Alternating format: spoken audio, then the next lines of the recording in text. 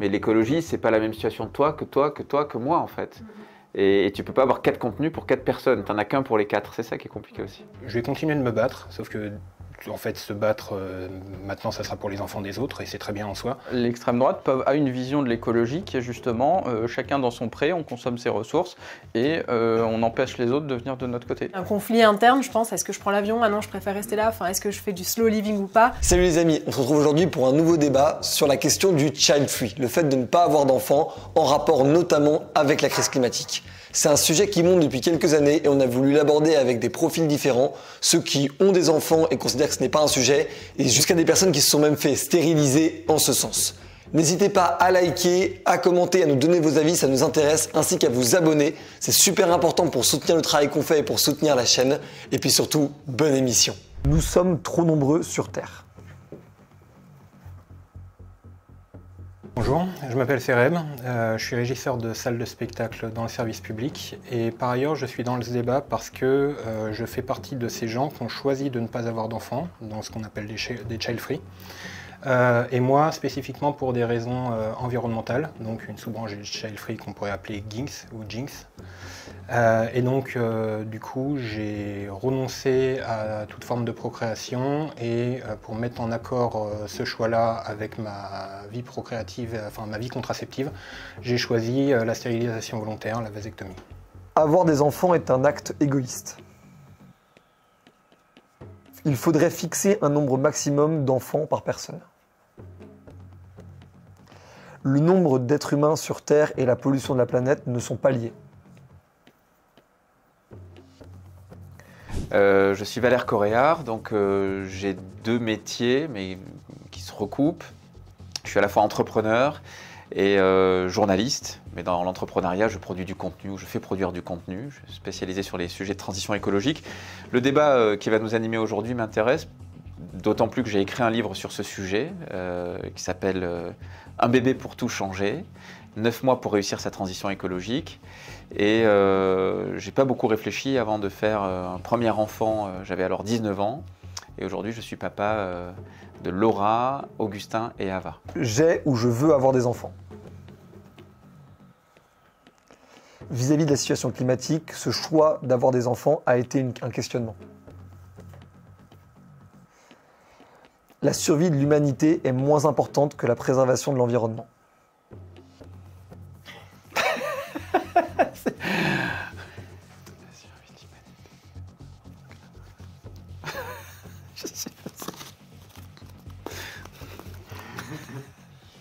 Bonjour, donc moi c'est Emmanuel Pont, je suis ingénieur, patron de start-up et auteur. J'ai écrit il n'y a pas longtemps Faut-il arrêter de faire des enfants pour sauver la planète aux éditions Payot. Et donc c'est un sujet qui m'intéresse alors à la fois en tant que parent potentiel à l'époque, sachant que là je suis papa depuis quelques semaines, et de manière plus générale pour le débat sur les liens entre environnement et population. Faire des enfants est la chose la plus naturelle du monde. L'écologie ne peut pas être la première raison de ne pas faire d'enfants.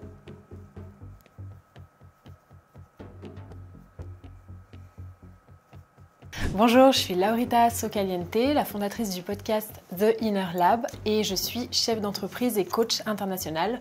Mon rôle, c'est d'aider les gens à prendre conscience de plein de choses et ça me fait très plaisir de voir que de plus en plus de personnes deviennent conscientes. La question de ne pas avoir d'enfants n'est pas seulement écologique, mais liée aussi à une société qui devient folle. Quand quelqu'un fait des enfants, j'imagine en elle ce besoin naturel, presque préhistorique.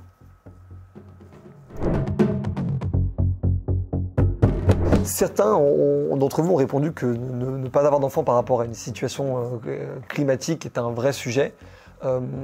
Comment on lie en fait justement le fait d'avoir des enfants et le fait d'avoir une situation climatique très compliquée et une urgence climatique? Sereb, si tu veux commencer. Et ben en fait, on peut avoir 2 types de réponses par rapport à cette question. On peut choisir de ne pas faire d'enfant pour des raisons environnementales parce que l'on est inquiet de l'impact environnemental d'une procréation. Quoi qu'il arrive, produire un enfant, l'amener au monde, ça a un impact environnemental. Après, il est extrêmement variable selon la société dans laquelle on l'élève. On peut faire des tentatives de chiffrage, mais ça pose un certain nombre de problèmes méthodologiques sur où est-ce qu'on arrête la responsabilité en termes de responsabilité interpersonnelle.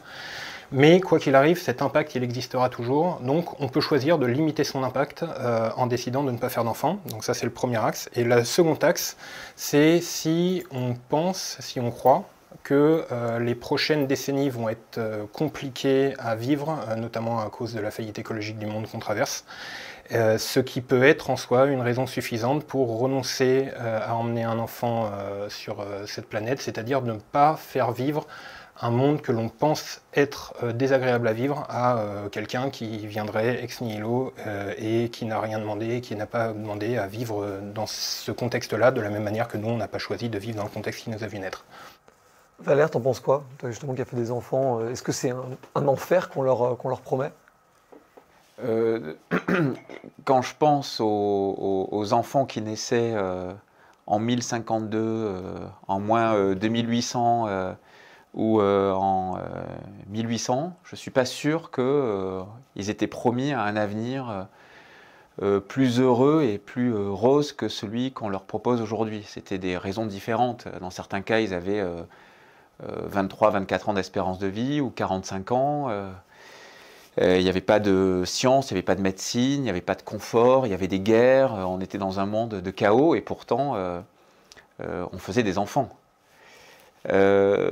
Pour moi, le curseur, il est à un niveau, c'est celui de la manière dont on met en mouvement cette façon de donner la vie. C'est-à-dire, je respecte mais totalement, et j'ai d'ailleurs dit, c'est même Pablo Servigne qui a préfacé mon livre sur ce sujet, qui est quelqu'un qui a des enfants, mais qui respecte profondément les child-free ou les gens qui décident de ne pas faire d'enfants. Donc c'est un choix que je trouve à la fois intime et absolument respectable par nature, que je ne commente pas, mais j'en ai fait un différent, bon voilà, considérant que la procréation nous imposait l'action et le mouvement, et que donc on ne pouvait pas ni dire je fais un enfant qui va être passif, qui va faire que souffrir, regarder les trains de l'horreur passer, parce que c'est faux, il va être acteur, et cet acteur-là, je vais décider en partie de ce qu'il va devenir et de qui il va être. Et ensuite, moi-même, en étant parent, ça me met en mouvement parce que je vais m'inquiéter de ce qu'il va respirer, de ce qu'il va boire, de ce qu'il va vivre, de ce qu'il va regarder. Et donc, je vais me battre pour pouvoir le regarder les yeux dans quelques années, en lui disant, voilà, moi j'ai essayé, j'ai fait ça. Donc voilà, c'est un autre paradigme, mais j'ai cette conviction que le fait de donner la vie peut être un précurseur d'une accélération de sa transition. Donc il y a cette question de justement, est-ce que on fait un enfant qui va être acteur, qu'est-ce qui peut changer, est-ce qu'il peut être positif, etc. C'est extrêmement débattu parce qu'en pratique, on est capable de mesurer par exemple que quand les gens deviennent parents, ils mesurent plus le temps long. Ils sont moins court-termistes, etc. Alors, pas forcément au tout début, parce qu'il y a des questions logistiques qui font qu'en fait, ils ont moins de temps et ils ont moins le temps de se préoccuper du monde plutôt que du prochain biberon. Mais ils changent quand même leur manière de voir. Par contre, on le voit de manière générale dans les valeurs, mais aujourd'hui, on n'arrive pas à le voir sur le sujet de l'écologie. C'est-à-dire que, par exemple, les gens qui ont des enfants ne votent pas plus écolo que les autres. Les gens qui ont les enfants n'ont pas une consommation particulièrement différente du reste de la population non plus. Et donc, c'est quelque chose qui, pour l'instant, a du mal à se matérialiser. Mais pas forcément parce que justement les gens ne le veulent pas, parce qu'on voit qu'il y a des changements de valeur, mais aussi parce que on est dans une société qui cadre un certain nombre de choses et dans laquelle un certain nombre de changements sont en fait particulièrement difficiles. Et c'est là aussi une des limites de se dire cet enfant, c'est lui qui va changer le monde. Alors, un enfant qui naît aujourd'hui, il va falloir 20 ans pour qu'il soit adulte, 40 ans pour qu'il ait un peu de pouvoir dans le monde, 60 ans pour qu'il en ait plus. On est trop tard. Malheureusement, la responsabilité, elle est sur nous, les adultes, aujourd'hui. Et il ne faut pas compter sur des générations futures pour faire ce qu'on ne fait pas. Alors moi je suis plutôt d'accord avec un peu tout ce que... J'ai un peu un avis partagé avec tout ce que vous dites. Je suis totalement d'accord avec les 2 raisons dont on a parlé tout à l'heure. Mais je crois que au-delà du fait de vraiment tout miser sur eux, parce qu'effectivement c'est dans peut-être longtemps, bien que je crois que ça ne se mesure pas forcément à qui est-ce qui vote écolo, etc. Mais ça peut aussi se jouer sur l'éducation, qu'est-ce qu'on fait. Il y a des écoles qui émergent là, j'ai vu ça par exemple à Bali, bon, c'est loin certes, mais c'est en train de venir. Il y a des écoles éco-friendly vraiment, et c'est pas du greenwashing, ils sont vraiment dans des champs, enfin, ils sont sensibilisés à tout ce qui est environnement, ce qui n'est pas toujours le cas. Enfin, moi perso, quand j'étais plus jeune, vraiment à l'école, j'avais aucune idée de ce que c'était trier ou ce genre de choses-là. Donc je pense que c'est pas vraiment tout miser sur eux, mais nous, en tant que parents, devenir parents, je trouve que ça donne envie d'être encore meilleur. Donc c'est pour ça que je te rejoins pas mal. Je trouve que tu as envie d'être meilleur et par conséquent, tu vas toi-même changer de l'intérieur parce que tu sais que les enfants, ils font pas ce que tu dis, mais ils font ce que tu fais. Et donc, par cette espèce de transition, tu vas peut-être léguer quelque chose de positif qui, eux, va leur donner envie d'être encore meilleurs. Pour rebondir sur un truc que tu as dit tout à l'heure, Valère, c'est vrai qu'en l'an 1050, on se posait pas autant de questions et le monde promettait encore moins de lendemains qui chantent, entre guillemets. Après, de tout temps, il y a toujours eu des gens pour refuser de faire des enfants parce que le contexte, leur époque leur convenait pas. Ça existe depuis l'Antiquité, ça existait au Moyen-Âge. Des penseurs antinatalistes, il y en a toujours eu. La différence, maintenant, c'est qu'on a la contraception, on a la planification familiale, et donc, pour nous, c'est un choix. Alors, beaucoup moins que pour ces personnes-là. Du coup, ça permet vu que ça devient un choix pleinement réfléchi, de faire ou de pas faire des enfants, et quand on en fait, combien on en veut, si on en veut, quand on en veut, c'est le principe de la planification familiale, ça devient quelque chose de beaucoup plus tangible en termes de responsabilité. Et après, en effet, je suis assez d'accord avec toi. Je pense qu'avoir un enfant peut être un moteur de transition, sauf que comme l'a dit Emmanuel, à l'heure actuelle, les parents, on ne voit pas de différence significative entre les parents et les non-parents sur la question des comportements écologiques. On en voit d'autant moins sur la question de l'impact environnemental, c'est même légèrement inverse. Et en fait, on a tendance à surestimer la valeur performative de nos valeurs, dans le sens où ce qui fait la véritable différence dans ces cas-là, c'est essentiellement les revenus, le niveau de vie et tout un tas de choses qu'on sait, dans le sens où l'impact environnemental est en heuristique primaire, première approximation, très corrélée à notre niveau de richesse. Donc à part si notre volonté environnementale ne se traduit pas par une baisse des revenus volontaires, c'est compliqué de faire sa transition et de limiter son impact environnemental. Mais peut-être juste pour compléter 2 points que vous venez d'évoquer. Le premier, c'est que je ne pense pas qu'il faille attendre 60 ans pour avoir le pouvoir. Je pense que le pouvoir de changer une société, il peut commencer beaucoup plus tôt parce qu'il n'y a pas que l'émetteur, mais il y a aussi le récepteur de la situation. Et tu disais là que tu étais papa depuis quelques semaines et donc tu es en plein en train de le vivre et tu vois bien que ce petit être que tu aimes déjà inconditionnellement t'a déjà sans doute bouleversé. Il a donc un pouvoir manifeste et important sur toi et pourtant il est très loin de ses 60 ans. Et en plus il va probablement vivre 2 fois plus longtemps que ça si tout va bien pour lui puisqu'il va avoir une espérance de vie en tout cas plus longue qu'aujourd'hui. Et le deuxième point, c'est que sur la corrélation, j'allais dire scientifique, entre la parentalité et l'impact ou les changements de comportement, c'est très difficile à mesurer, mais si on le prend à contrario, qui sont ce qu'on pourrait qualifier de forme de consommateurs dans une forme d'élite, disons bien lotis financièrement, on les appelait les bobos, les bobios, etc. il y a quelques années. Ce sont aussi ceux que les instituts et les études qualifient de précurseurs ou de guides de consommation, qui démocratisent aussi, c'est-à-dire que c'est ces gens-là qui avaient les moyens et le pognon de se payer de la bio il y a 10 ans, qui ont participé à ce qu'aujourd'hui la bio soit davantage accessible. On fait face à la vie chère, c'est un fait, et il y a l'inflation, mais on a eu une accélération de la consommation de bio. Alors on va pouvoir mettre les 2 ou 3% de baisse l'année dernière qui sont historiques, et donc si c'est historique, c'est aussi anecdotique versus les augmentations successives qu'on a depuis 10 ans. On constate que c'est aussi des éclaireuses et des éclaireurs, et ces gens-là sont dans les tranches d'âge de la parentalité aussi. Et donc, on a sans doute 8 personnes sur 10 dans cette tranche de guides de consommation qui sont de jeunes parents. Donc, c'est peut-être pas palpable, c'est peut-être même inconscient. Mais je pense néanmoins que la parentalité peut nous ouvrir le champ de la responsabilisation, tout comme on est en responsabilité, une forme de responsabilité, qui est une forme de radicalité quand on décide de ne pas en avoir. Mais je pense qu'on peut assez aisément imaginer qu'il y a des corrélations directes ou indirectes. Ça me semble plausible aussi, oui. Comment vous réagissez et qu'est-ce que vous pensez aussi du fait que, en tant qu'occidentaux, et du coup occidentaux bien lotis ou en tout cas privilégiés par rapport à d'autres pays dans le monde, notre conscience démographique soit extrêmement faible et soit une goutte d'eau par rapport à celle asiatique, africaine ou sud-américaine? Qu'est-ce que vous pensez de ça? Est-ce que c'est une manière de montrer l'exemple? Est-ce que c'est faire chacun son effort? Qu'est-ce que vous en pensez?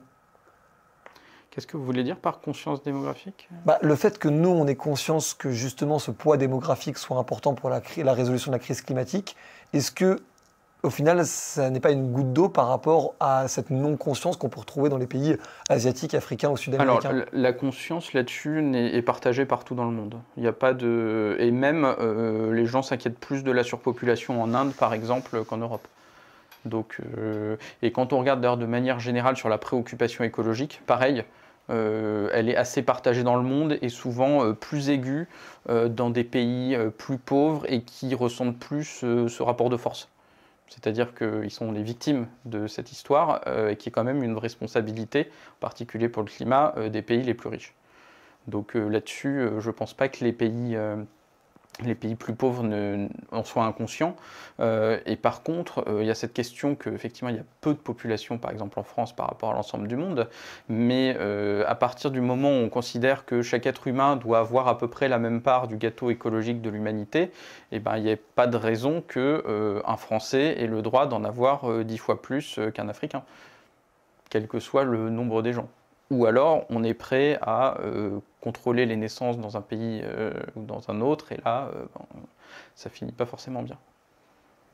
La surpopulation, c'est un vieux concept qui a plein de problèmes, qui a plein de défauts, mais qui, en gros, pour le résumer, synthétise que c'est le dépassement de la capacité de charge d'un habitat par une population en fonction de ses impacts. Donc, comme dirait Ehrlich, un vieux penseur de la population assez critiquable par ailleurs, ce qu'on cherche à déterminer sur la surpopulation, c'est la surface d'un rectangle, en partant du principe que l'impact est la longueur et la population, c'est la largeur. La difficulté, c'est que... Pourquoi je me suis lancé là-dedans? Je suis en train de perdre le fil de mon idée. Alors, parce que j'ai beaucoup de critiques à faire sur ce principe de rectangle. Oui, je vais évidemment rebondir dessus. Enfin, comment dire? Voilà, là où je voulais en venir, c'est que dans la mesure où nous, on est certes moins nombreux, mais qu'on a énormément d'impact, beaucoup plus que dans les pays à beaucoup plus forte natalité, en fait, dans l'absolu, la surpopulation, elle est plus palpable chez nous que là-bas. Parce que nous, on a beau être beaucoup moins nombreux, on a un impact tellement démesuré que c'est le dépassement de capacité de charge, si on arrive à mettre un truc un peu solide derrière ce truc-là, ce qui est loin d'être le cas, mais dans l'absolu, il serait plus chez nous qu'ailleurs. Donc, vaut mieux regarder nos propres impacts avant de regarder la natalité des pays en voie de développement. C'est là où je voulais en venir. Ouais. Alors moi, j'ai deux nuances à apporter, d'une part sur le rectangle et d'autre part sur la capacité de charge par laquelle on va commencer. Alors la capacité de charge, c'est un principe de... Redéfinis-le peut-être. Ouais, voilà, c'est un principe de base, on va dire, de biologie des populations où on dit, par exemple, dans cette pièce, on peut faire vivre N personnes sur les ressources. Donc typiquement, on met, je sais pas, des poissons dans un bocal ou ce genre de choses. Ou Matt Damon seul sur Mars. Voilà, par exemple. Il a une capacité de charge, il est tout seul, ouais. Il est en état de surpopulation parce que son environnement peut pas répondre à ses besoins. Ouais. Et il va chercher parce qu'il peut pas baisser sa quantité de population, il est déjà tout seul, il va chercher à, d'une part, faire de la sobriété, d'autre part, augmenter la capacité de charge en plantant des patates dans son caca. Voilà, en gros, schématique, l'idée. Et donc ça, c'est vraiment un concept de base, mais en pratique, en fait, les milieux naturels, ils changent constamment. Donc il n'y a pas une capacité de charge fixe, ça varie. C'est très variable en fonction des individus, des modes de vie, etc., d'autant plus pour l'humanité. Ces milieux, ils ne sont pas homogènes, ils sont ouverts, ils varient entre les autres, et donc en pratique, cette capacité de charge, c'est quelque chose qui ne s'applique pas vraiment. Et quand elle s'applique, c'est souvent d'une manière un peu sombre, c'est cette idée que on a un certain nombre de gens qui ont un espace qui est nécessaire, hein, les Lebensraum, et c'est à la base de plein d'écologies, plein d'idéologies fascistes, de se dire il nous faut assez d'espace pour vivre, et donc d'une part on doit conquérir l'espace du voisin, et d'autre part il faut se protéger notre propre espace des gens qui viendraient nous piquer nos ressources. Donc c'est quelque chose qui à la fois est peu justifié, qui est une vision vraiment extrêmement simple, c'est le niveau zéro de la biologie, et qui en pratique est toujours utilisé de manière assez glissante. Voilà sur la capacité de charge.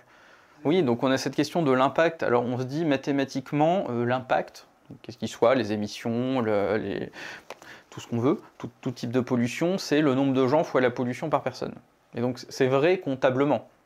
Sauf que en pratique, ça pose plein de problèmes. Déjà parce que on met en même temps des personnes qui sont très différentes.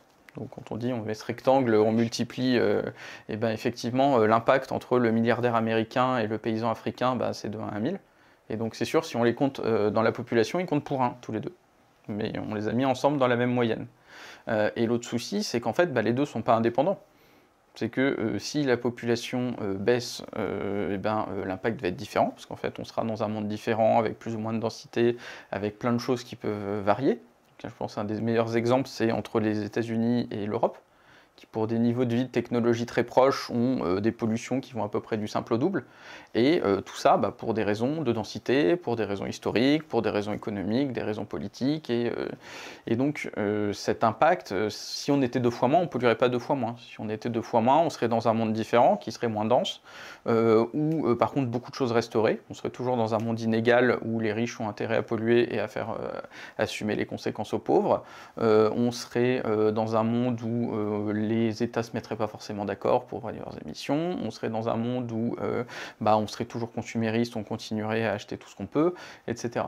Donc ce rectangle, je le trouve toujours douteux. Il est juste numériquement, mais en fait, il ne nous dit pas grand-chose sur le problème et comment le résoudre. Il y a eu un film qui a été un des plus grands cartons de ces dernières années, qui s'appelle Avengers Endgame, où on voit un grand méchant claquer des doigts et supprimer la moitié de la population galactique, selon ses propres termes, parce que les équilibres des ressources n'étaient plus respectés et que ça menait vers la faillite totale de la galaxie. La métaphore écologique, je trouve, est assez évidente. Qu'est-ce que vous pensez de ça? Des théories presque un peu malthusiennes, ou de cette logique de contrôle de la démographie dans le but de préserver l'espèce?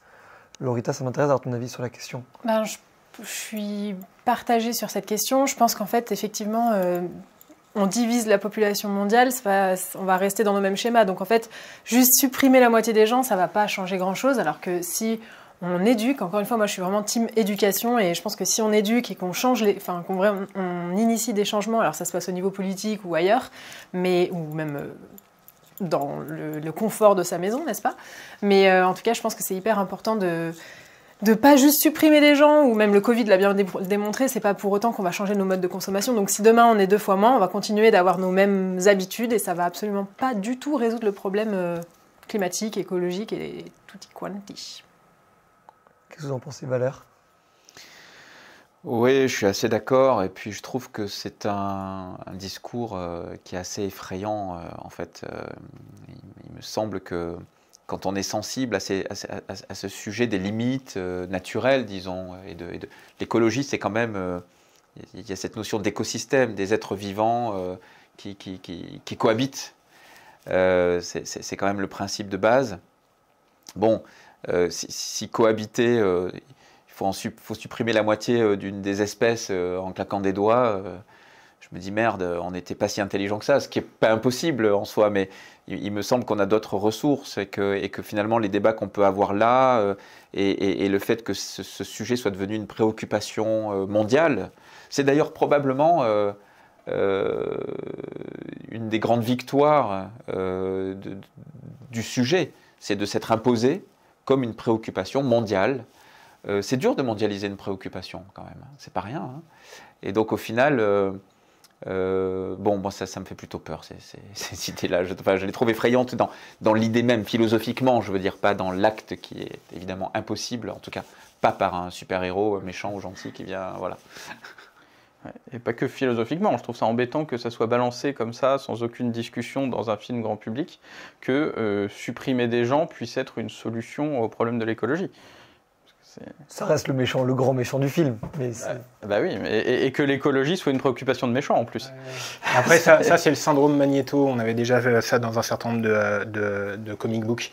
C'est le grand méchant qui a des projets absolument génocidaires, mais quand tu comprends ses raisons, et ben presque tu pourrais te dire il a peut-être un peu raison au fond à droite, etc. Et il est là en effet le danger. On avait exactement le même problème avec Magneto dans les X-Men. Est-ce que supprimer la moitié des gens, ça pose quelques petits problèmes moraux. Et puis d'une manière générale, quand on a tendance à parler on dirait régler les problèmes démographiques, encore faudrait-il partir du principe qu'on a un problème démographique, mais disons qu'en général, quand on veut réduire la capacité de démographie, il n'y a pas 36 solutions. Il y a d'un côté la surmortalité, de l'autre côté la sous-natalité. La surmortalité, c'est ce que propose Thanos. La sous-natalité, c'est celle que l'humanité suit naturellement avec la transition démographique, avec l'écart qui cause une augmentation générale de la population, parce que la démographie, c'est un mécanisme qui a des décennies d'inertie. Après, c'est pas la surmortalité, ça pose trop de problèmes moraux pour être souhaitable. Après, il y a quand même un truc, il peut potentiellement y avoir une question intéressante derrière, c'est en effet, si on estime qu'on est beaucoup et qu'on veut intégrer la mortalité dans ce truc-là, c'est se poser la question de la fin de vie en bonne santé potentiellement. Et ça peut être un débat peut-être un peu plus intéressant. C'est-à-dire à quoi ça sert de vivre le plus longtemps possible, sachant que dans les derniers mois, le problème étant de savoir quels sont les derniers mois, sachant que dans les derniers mois, c'est là où on épuisera le plus le système, les ressources, et qu'on en profitera le moins. Est-ce que ça vaut le coup? Telle est la question. Mais c'est pas un débat facile à avoir, et c'est compliqué, ouais. Je voulais rebondir sur ce que tu disais, Laurita, sur la question de l'éducation. Est-ce qu'elle ne montre pas aussi ses limites quand on voit parfois la résistance de certains discours écologiques, certains plus radicaux comme ceux de Bon Pote par exemple, ou de Camille Etienne, ou ceux un peu plus, on va dire, modérés comme ceux d'un Jean Moreau ou d'une Eva Sadoun. Comment réussir à vraiment éduquer une population à cela? Et est-ce qu'il y a pas un côté un peu vain quand certains, et je prends la phrase des Gilets jaunes, avaient parlé d'opposition entre fin du monde et fin du mois? Je pense que comme tout, enfin aujourd'hui on a été, et j'aime pas trop ce terme, éduqué, mais bref, on a appris plein de choses. Et je pense que ça se joue dans différents... Le résultat de ce qu'on est aujourd'hui, c'est nos parents, nos tuteurs, l'école, la société, etc. Et je pense que ça se joue à différents niveaux. Le truc, c'est qu'il faudrait qu'on soit tous, d'accord, déjà, ça n'arrivera pas. Et ensuite, il faudrait que ce soit un élan général. Donc c'est pour ça qu'il y a une inertie énorme et qu'il faudrait qu'on s'y mette tous maintenant, qu'on soit d'accord. Donc j'ai pas trop de réponses. Après, c'est vrai que sur l'éducation, c'est important de faire de l'éducation, mais dans l'absolu, on est tous un petit peu militants écolos autour de la table. Je ne sais pas quelles étaient les valeurs écolos de vos parents, mais j'ai l'impression que... Enfin, j'avais cru lire à un moment donné justement que la moitié des enfants ignoraient ou rejetaient les valeurs politiques de leurs parents. J'avais lu ça dans je ne sais plus quel papier. Et donc, je pense vraiment que ce n'est pas nos parents qui font de nous des écolos, c'est la prégnance des enjeux environnementaux de notre époque qui le fait, c'est l'air du temps. Donc on peut faire des enfants, on peut choisir de leur inculquer l'écologie, mais au final, le contexte qui les a vus naître et dans lequel ils vont évoluer le fera beaucoup, beaucoup, beaucoup mieux que nous. Nous, ne sera qu'une toute petite partie dans ce grand tout qui est le monde et qui va continuer à les rendre écolos. À travers quoi? Les médias? Je pense à travers l'intégralité du contexte socio-économico-culturel qui les entoure. Ces questions sont de plus en plus importantes à notre époque et donc nécessairement, elles vont générer de plus en plus de réflexions parmi les générations de notre époque. Beaucoup plus que ce que les parents essayent de leur inculquer, je pense. Je te laisse répondre après. Oui. Ok. Non, juste pour rebondir sur 2 points.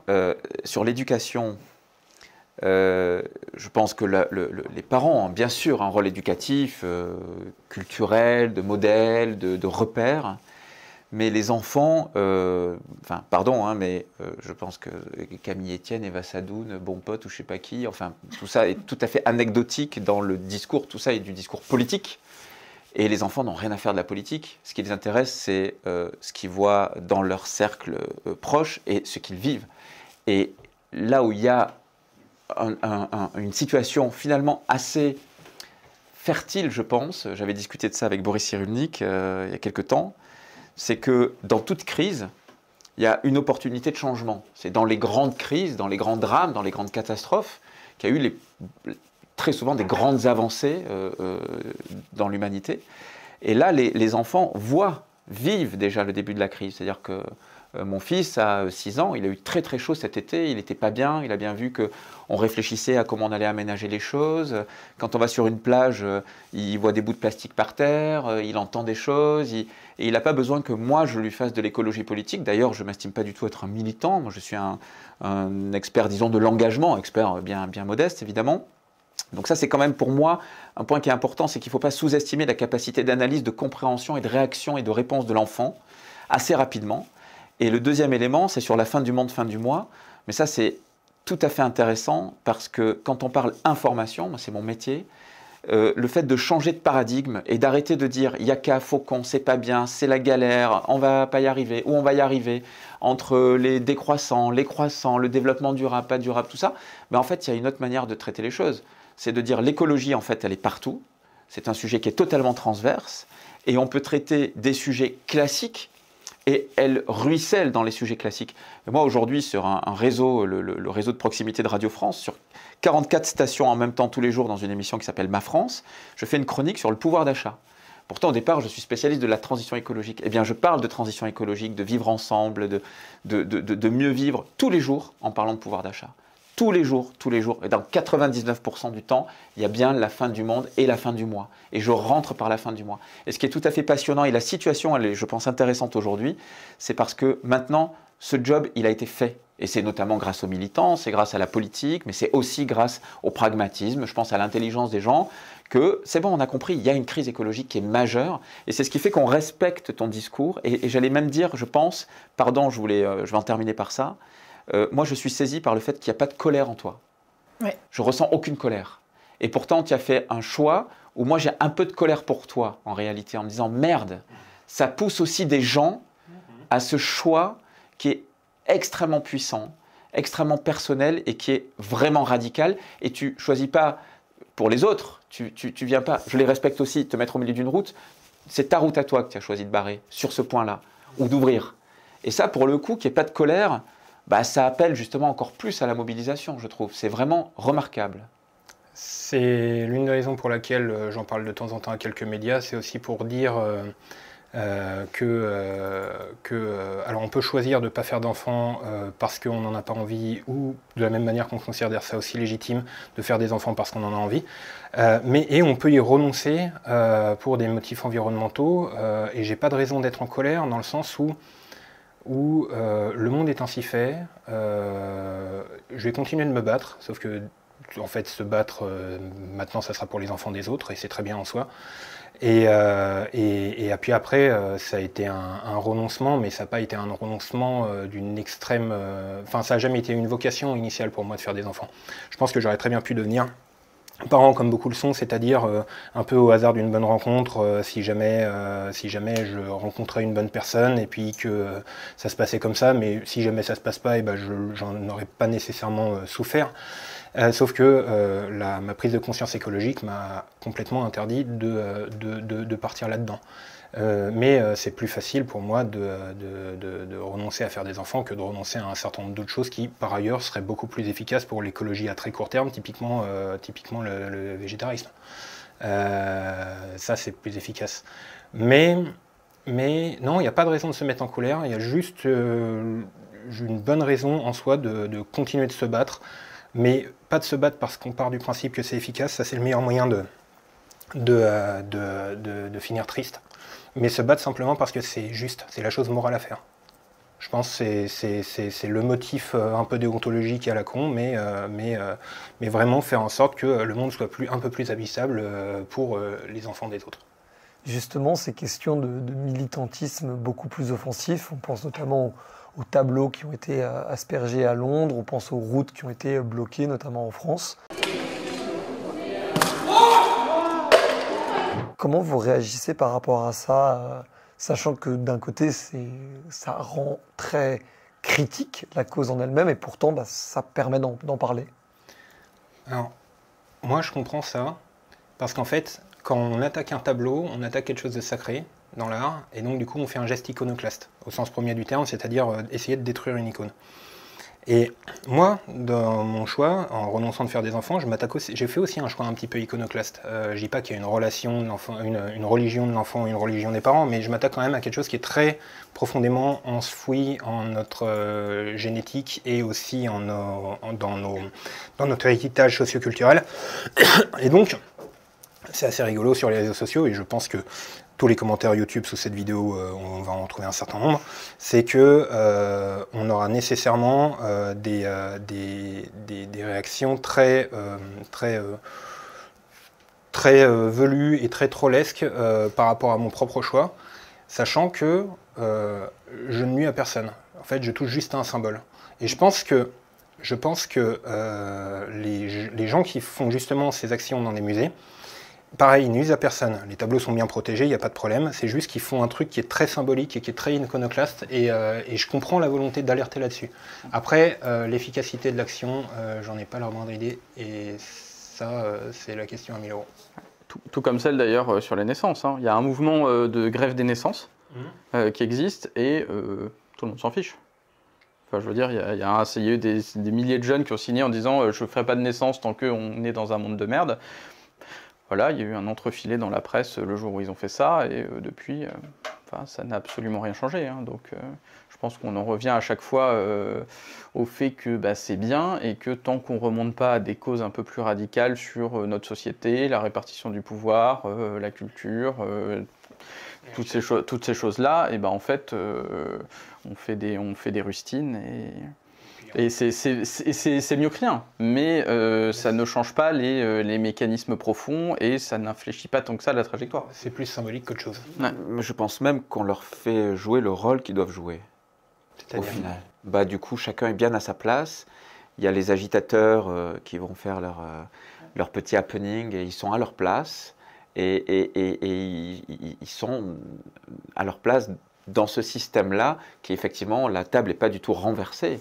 Et le vrai sujet, c'est s'il faut renverser la table, je ne sais pas comment il faudrait la renverser, mais en tout cas, si on veut repenser l'ordre des choses, les inégalités dont on parlait en début de discussion, et tout un tas d'autres sujets, de partage des responsabilités, de bienveillance, d'empathie, de vivre ensemble, etc., il faut en tout cas changer de logiciel.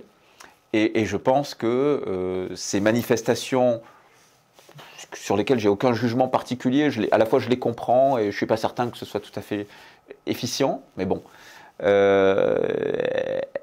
ont leur rôle dans la pièce de théâtre actuelle, pour moi. Oui, oui. Et c'est pas des choses... ce choix d'avoir des enfants, c'est vrai que comme tu l'as dit, il nuit à personne.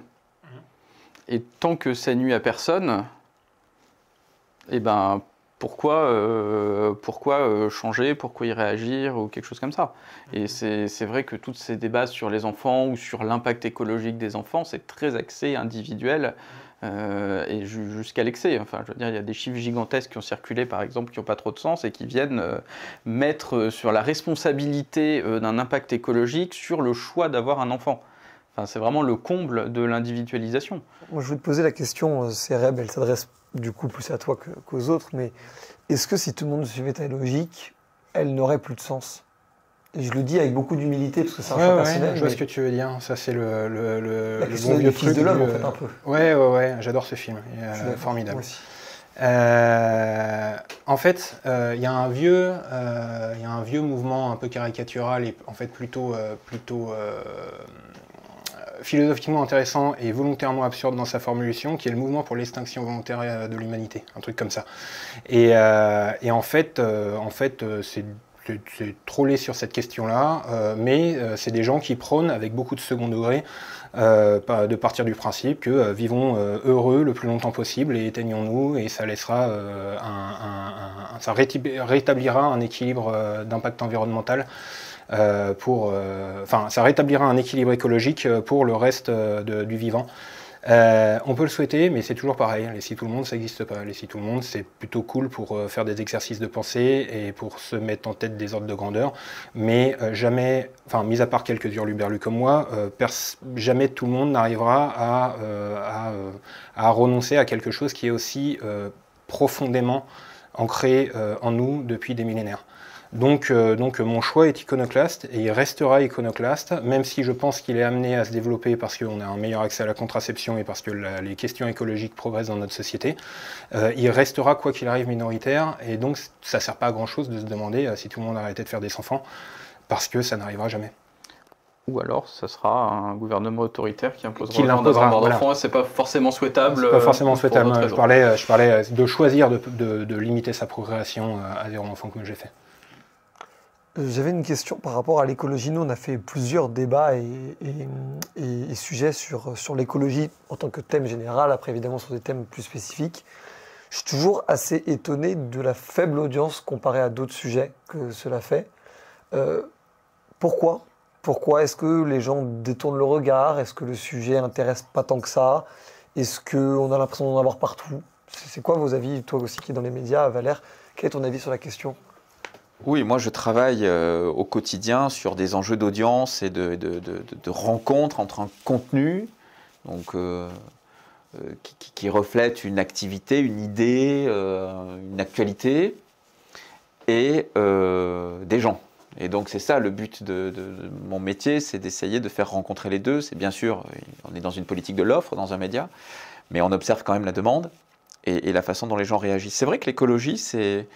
Alors il y a eu des moments très heureux, 2015, 2016, 2017, où vraiment, dès qu'on parlait d'un truc un peu positif, d'une initiative, des contre-courants qui s'engageaient pour essayer de stimuler le changement, c'était toujours des traînées de poudre, c'était super enthousiasmant. Puis bon, évidemment, les médias s'y sont tous mis à leur façon. Il y a eu une époque où tout le monde s'est jeté à l'eau. Donc il y a eu une saturation de ces sujets. Et en fait, je crois qu'aujourd'hui, la question de l'audience, c'est avant tout la question de la créativité de celui ou celle qui produit le contenu. C'est-à-dire que les gens, ils en ont ras-le-bol, des trucs anxiogènes. Alors si les faits divers, ils aiment bien, parce que ça appelle à l'émotion, à la peur. Un fait divers, il n'y a pas plus local qu'un fait divers. Un fait divers, ça se passe quelque part...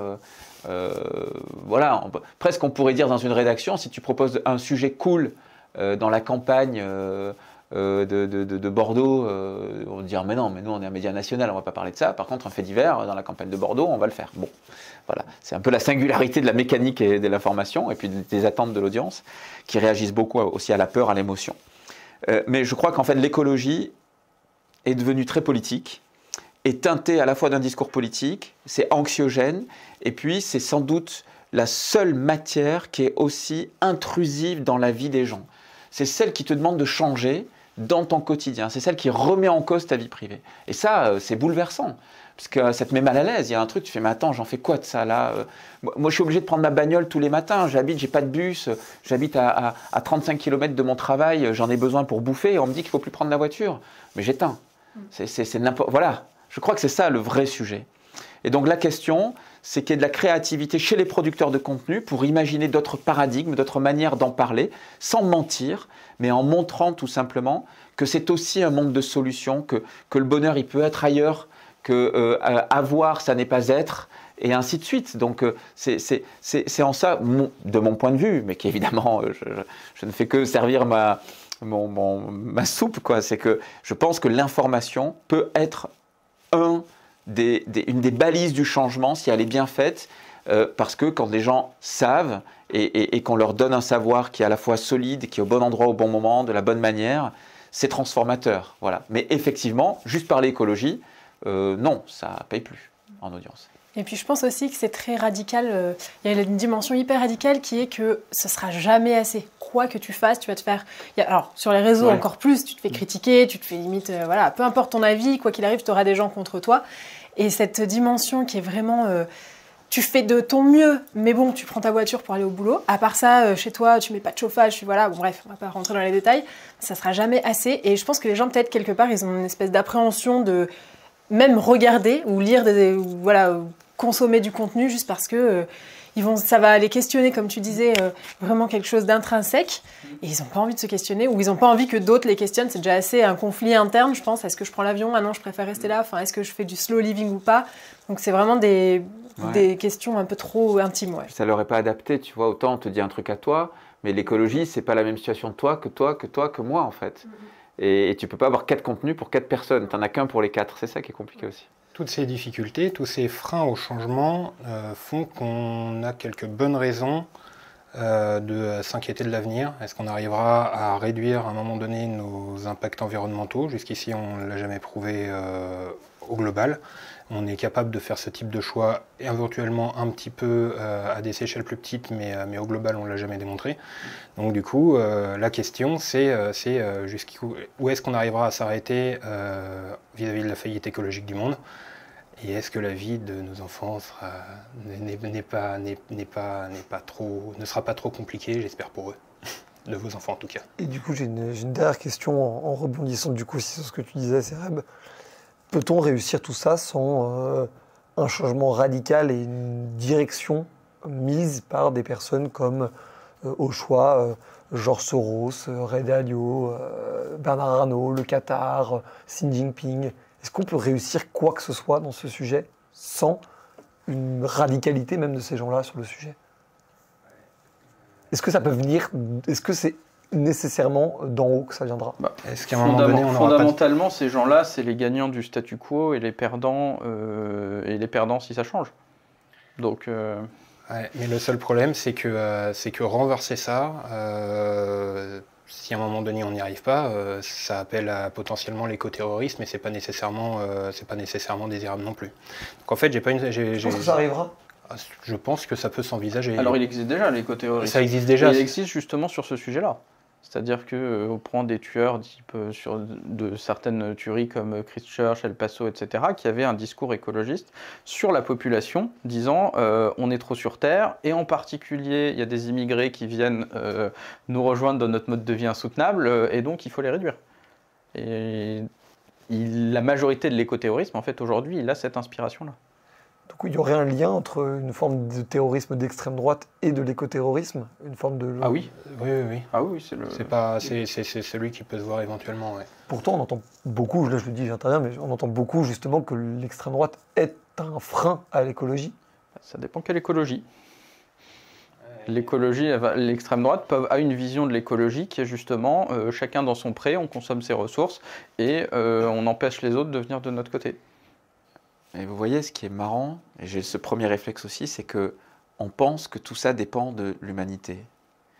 Et je ne vais pas du tout parler religion, je vous rassure, mais je pense juste ordre des choses. Ça fait des millions d'années qu'il y a ces écosystèmes et cette écologie, donc au sens premier dont on parlait tout à l'heure, en disant c'est quand même la cohabitation de la vie, des vies entre elles. Et on nous a rappelé d'ailleurs en 2020 qu'on ne vivait pas au-dessus de la nature, mais bien dans la nature, très manifestement, puisqu'un virus qui était mortel pour une infime minorité d'entre nous a totalement bouleversé l'humanité, puisque 90% de la population a été fortement impactée. Et je crois que près de 70% de la population mondiale a vécu des confinements. Donc c'est quand même le truc le plus basique qu'on puisse faire quand on a peur. On se cloître chez nous, on s'enferme les uns sans les autres. Et donc le fait de vivre dans la nature et que ça nous ait été rappelé là, les Xi Jinping ou je ne sais pas qui, le sociogramme de l'humanité, l'anthropocentrisme qu'on peut faire ou quoi au caisse. En fait, je pense que malheureusement, peut-être que ce sera moins malheureux qu'on peut l'imaginer, mais la crise écologique va s'imposer, y compris à ces dirigeants-là, en fait, va s'imposer à tout le monde. Moi, il n'y a pas si longtemps, j'interviewais un des patrons de Saint-Gobain. Saint-Gobain, c'est une entreprise, un groupe immense. Je ne sais pas combien ils ont de salariés, ils sont partout, etc. Et le gars me disait, en fait, on n'a pas le choix, parce que là, on est dans une impasse en termes de ressources, de business model. on va mourir sinon. C'est-à-dire que, et il y avait aussi Vinci Construction, Bouygues Construction. Et vraiment, c'est-à-dire que devant la caméra, il me disait, on ne peut pas continuer notre business si on ne s'occupe pas de cette crise écologique, en fait. En gros, on est cuit. Et ce n'est pas inintéressant. Ça peut être opportuniste, mais je ne suis pas certain que ça soit qu'opportuniste. Donc finalement, ce n'est pas l'humanité qui va tout régler. Peut-être que ça va en fait se régler par voie plus naturelle, si j'ose dire, en lien avec le sujet d'ailleurs. Ça répond à un vieil adage qui dit que sur l'écologie, moins on s'occupera du problème, plus il s'occupera de nous. Et potentiellement, il est en train de s'occuper de nous, mais le problème c'est que l'écologie qui s'occupe de nous, à un moment donné, c'est de la surmortalité par famille, maladie et guerre, violence. Et c'est facile de le dire ici, où on n'est pas les plus exposés. C'est ça, je suis d'accord. C'est ça. Mais typiquement, parce que je sais que ce risque-là est en augmentation ces prochaines décennies avec le changement climatique, c'est selon moi une raison suffisante pour ne pas emmener quelqu'un dans ce bordel. J'espère que l'émission vous a plu, vos avis nous intéressent, n'hésitez pas à les mettre en commentaire et surtout de vous abonner parce que c'est ça qui peut soutenir le plus le travail qu'on fait avec toute l'équipe. Salut les amis, on se retrouve très bientôt.